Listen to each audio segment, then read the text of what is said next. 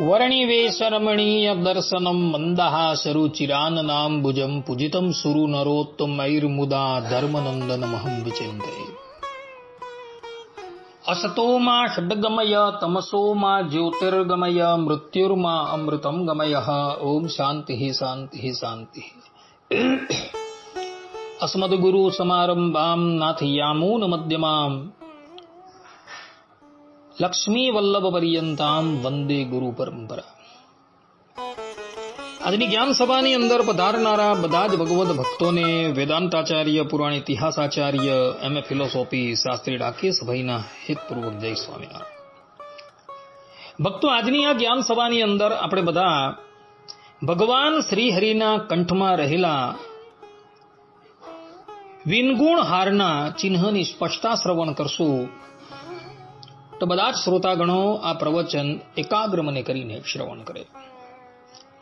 એક ભગવત ભક્તએ જિજ્ઞાસા વૃત્તિથી મને પ્રશ્ન કર્યો કે શાસ્ત્રીજી, વંદુ સહજાનંદ રસ રૂપ અનુપમ સાર ને લોલ, આ જે 8 પદની ગરબી છે તેમાં ચોથા પદની ત્રીજી કડીની અંદર પ્રેમાનંદ સ્વામી ગાય છે કે વહાલા તારા ઉર્મા વિનગુણ હાર, જોઈને એણા થરે રે લોલ, વહાલા તે તો જાણે પ્રેમી જન, જોઈ નિત્ય ધ્યાન ધરે રે। હવે આ પ્રેમાનંદ સ્વામી અહીં આ ગરબીમાં ભગવાન શ્રી હરિના ઉર એટલે કે હૃદયમાં વિનગુણ હારના ચિહ્નની વાત કરે છે। તો શું ભગવાન શ્રી હરિના કંઠમાં વિનગુણ હારનું ચિહ્ન હતું? આ પ્રમાણે એ વ્યક્તિએ મને જિજ્ઞાસાથી પ્રશ્ન કર્યો અને પછી એણે બીજી વાત પણ કરી કે આપણા સંપ્રદાયના મોટા મોટા વક્તાઓ એવું કહે છે કે ભગવાન શ્રી હરિ પોતાના ગળામાં હાર પહેરી રાખતા હતા, એને લઈને ભગવાન શ્રી હરિના ઉરમાં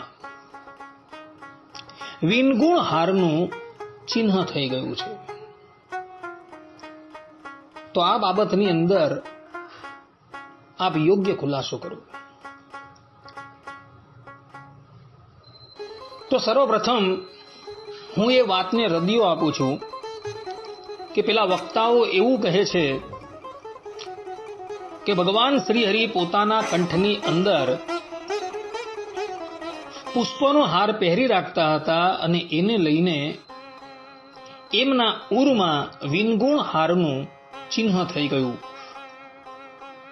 કોઈ પણ વ્યક્તિ 24 કલાક પણ પોતાના કંઠની અંદર હાર પહેરી રાખે ને તો પણ એના હૃદયની અંદર ક્યારેય પણ કોઈ ચિહ્ન પડે નહીં, કારણ કે પુષ્પ જે છે એ એટલા કોમળ હોય છે। એટલે જે વક્તાઓ એવું કહે છે કે ભગવાન શ્રી હરિ પુષ્પનો હાર ધારણ કરતા હતા એટલે એમના હૃદયમાં વિનગુણ હારનું ચિહ્ન પડી ગયું, એ વાત સંપૂર્ણપણે ગલત છે। બ્રહ્મસૂત્રમાં એક સૂત્ર આવે છે, શાસ્ત્રયોનિત્વાત, અર્થાત કે ભગવાનને જાણવાને અર્થે એક શાસ્ત્ર જ એમની યોની છે। શાસ્ત્રથી જ ભગવાન જાણી શકાય છે। શ્રીમદ ભગવદ્ ગીતાની અંદર ભગવાન શ્રી કૃષ્ણ પણ કહે છે, તસ્માત શાસ્ત્રમ પ્રમાણમ કાર્ય કાર્યવશતો, અર્થાત કે કાર્ય અને અકાર્યની અંદર કેવલ શાસ્ત્ર જ પ્રમાણ છે અને એ જ શાસ્ત્ર સ્પષ્ટ રૂપે કહે છે કે ભગવાન શ્રી હરિના ઉરમાં પ્રારંભથી જ, અર્થાત કે એમના પ્રાગટ્યથી જ વિનગુણ હારનું ચિહ્ન હતું। જેમ કે સંપ્રદાયના એક માન્ય પ્રબંધ એવા હરિચરિત્રમાં અખંડાનંદ બ્રહ્મચારીજી ભગવાન શ્રી હરિના ઉરમાં વિનગુણ હારનું ચિહ્ન હતું એનું વર્ણન કરતા સ્પષ્ટ રૂપે કહે છે. હરિચરિત્રમ પ્રથમ પરિચ્છેદ અધ્યાય 33 શ્લોક 36 બ્રહ્મચારીજી કહે છે કે વક્ષસ્ય સૂત્રહારાંકમ દદતમ શ્રી અંકમ ઉત્તમમ. અર્થાત કે ભગવાન શ્રી હરિના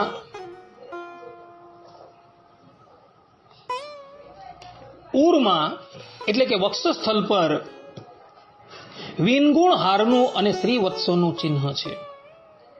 અને એ જ વાત અખંડાનંદ બ્રહ્મચારીજીએ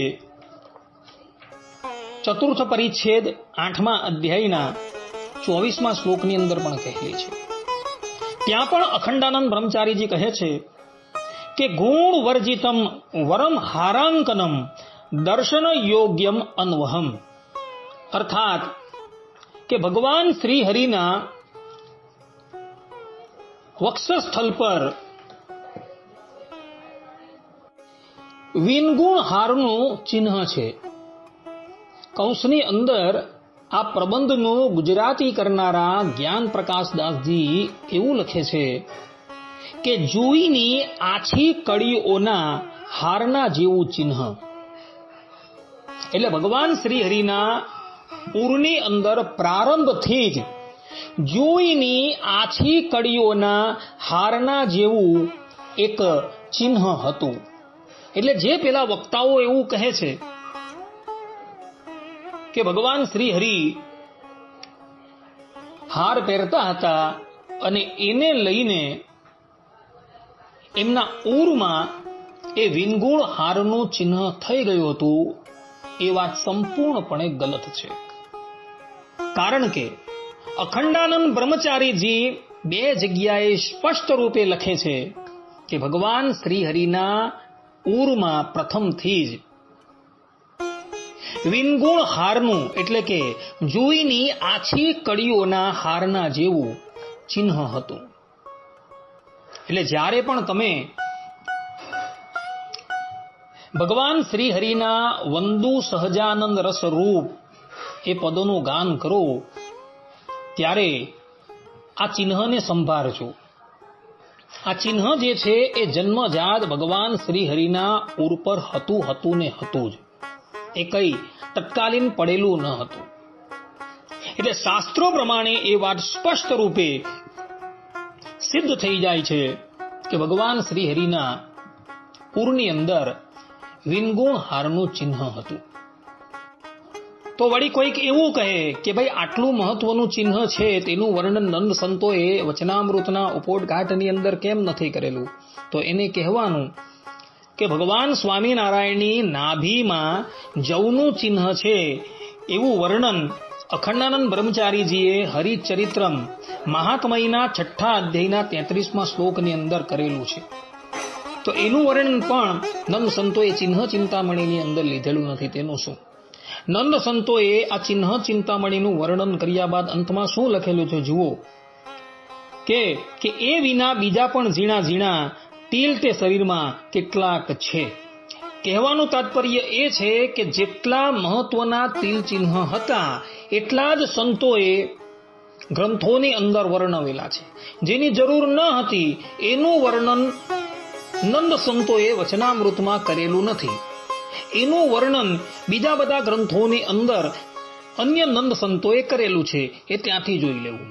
પરંતુ ભગવાન શ્રી હરિના કંઠની અંદર વિનગુણ હારનું ચિહ્ન જન્મજાત જ હતું એવું આ હરિચરિત્રમ પરથી સ્પષ્ટ થઈ જાય છે. માટે જે લોકો એવું કહે છે કે ભગવાન શ્રી હરિ જ્યારે હાર પહેરતા હતા ત્યારે એ હારની છાપ એમના વક્ષસ્થળ પર પડી ગઈ હતી એ વાત સંપૂર્ણપણે ગલત છે. એટલે પેલા ભક્તએ મને જે પ્રશ્ન કરેલો હતો તેનું સમાધાન શાસ્ત્રો પ્રમાણે થઈ જાય છે. હવે આ બાબતમાં બીજું કાંઈ પણ કહેવાનું રહેતું નથી. આટલું કહીને હું મારા પ્રવચનને અહીં વિરામ આપું છું. સર્વે સંતુ નિરામયઃ, સર્વે સુખીનો ભવંતુ, સર્વે ભદ્રાણિ પશ્યન્તુ, મા કશ્ચિત દુઃખ ભાગ ભવેત. અસ્તુ. જય સ્વામિનારાયણ.